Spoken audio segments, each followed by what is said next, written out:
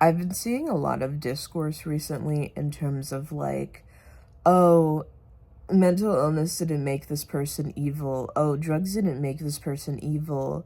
They were always that way, and their inhibitions are just, I guess, lessened. Um, I don't know if this is news to anyone, but actually, yes, drugs and mental illness can make you act in a way that you previously would not have if when you were quote unquote normal. When my mental illness got really bad, I started yelling at people and doing crazy things and being really just impulsive and terrible. And that's like the exact opposite of what I was growing up. I was very reserved and, very, very, very cautious, I suppose. So it did, like, once my mental illness set in, it definitely did a bit of a 180. And, guess what happens when I got medicated? I reverted back to the person I was before my mental illness manifested. Obviously not a complete revert. I'm not saying that like all of my growth is just gone. What I'm saying is my base mental levels of being crazy have gone down to where they were before the mental illness really kicked in, thankfully. But yeah, if I wasn't, actively trying to get better and not, be into all of that stuff, then yeah, I would be doing crazy, wild shit. And it's like, I understand people. Kanye is like an extreme example because he's been obviously doing this shit for years. But I'm going to be honest with you, with all the other people who are bipolar / have other personality disorders, who are also doing whippets and various other drugs, it does in fact make them a worse person. I'm sorry. Do I think if Kanye got a hold on things and, stopped with all the drugs and like consistently had his meds and like maybe had a personal team for a while, not like in a conservatorship? I don't know. Way. Excuse me. But just like some guidance. I think he could, really turn his shit around. Unfortunately, I do think a lot of the Nazi stuff does have to do with the fact that he's doing a million whippets, is severely mentally ill, and is surrounded by people who are only going to enable him. Yeah. Like, of course he's gonna act like a total piece of shit if he's not, facing any sort of real consequences for his actions. He apologizes every so often, but I do just think that that's just a little bit of a moment of clarity. Like, oh, that's embarrassing. Or maybe it's also a part of the mental illness. Maybe it's just another part of, that kind of shit can make your mind change a lot. Like people with BPD, the whole thing about not really being able to have a sense of identity, that kind of thing. It makes you like change around a lot. It makes you like kind of change who you are like every couple months. Like back when I have a questionable illness. I don't know if I have BPD. I don't know if I have OCD. My various psychologists have diagnosed me with different things, so I don't know. I don't know if I have BPD. I don't know if I'm just not bipolar, OCD, extreme OCD. I don't know.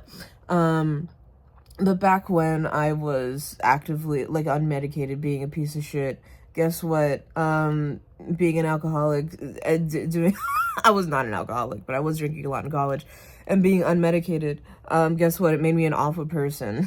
And it didn't make me believe things that I didn't want to believe, no. But it definitely just made me worse overall. Like, I was definitely more of an asshole. I was definitely more selfish. That's just what happens. And I could see the same principles being applied to more extreme cases of more extreme mental illness and drug use and stuff like that. And to the point where it deteriorates your mind to where, oh, I'm going to say offensive things or do offensive things, even though I don't really want to. And it's like, I understand people are like, oh, when you're drunk, like when you get drunk and people are like, oh, I blacked out, I didn't mean to do X, Y, and Z thing. I don't know. The amount of times that I've been drunk, I feel like even at my most drunk, like when I'm blacked out, I just forget what happened the next day, but I know in the moment I'm like in charge of my actions. I don't know how else to describe it. I really don't understand when people are like, oh, I was blacked out. I didn't mean to cheat on my wife. Ooh. And it's like, I do think in that kind of situations, like, yeah, you just wanted to do it. You just want to do it. And then, you know, the alcoholism, you know, decrease your inhibitions, decrease your anxiety about that kind of thing.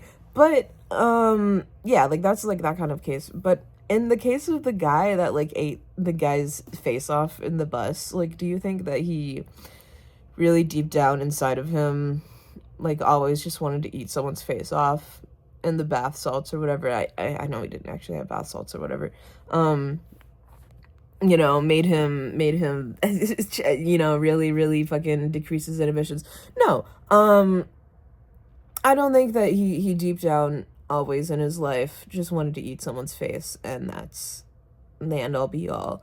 Whether it had been drugs or whether it had been his mental illness or a combination of both, obviously something had to have happened to lead him to eating someone's face off in public.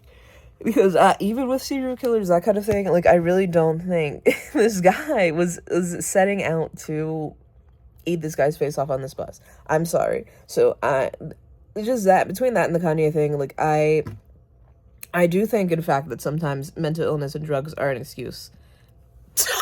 Not an excuse in terms of, like, oh, now you don't have any, like, consequences to your actions, but it is like, okay, yeah, that makes sense. Like, yeah, of course. Like, okay, yeah, you were being a piece of shit because you were involved in drugs, and also you weren't medicated and weren't getting any sort of help for your mental illness. Like, yeah, of course, especially that specific combination, it's gonna make you do crazy shit that you shouldn't do. Sorry. And, you know, usually when you get clean and you get, like, help, like, your life turns around. That's kind of, like, the whole point of doing it. So yeah, I don't know. And this isn't me saying, like, excuse everything anyone has ever done under the influence or mentally ill, because that's not the point, because you still have to face the consequences for your actions if you're doing stuff like that. However, I'm just saying, like, perhaps have some sympathy, some empathy for people who are, you know, are in these situations and are struggling. Like, yes, okay, maybe if they, like, burn your house down, you don't have to have that much sympathy. But if they make a stupid decision, if they say something stupid, if they get a shitty tattoo that's maybe a little offensive, I don't know, if they do something stupid when they're on drugs and mentally ill, and then they turn around and they're just like, I'm sorry. Like, I think you should give people the benefit of the doubt, honestly, even if they aren't clean, you know, if they're at least trying. I think we should all be a little more forgiving and kind, and maybe, you know, let people dig themselves out of the graves that they've dug. That's my opinion.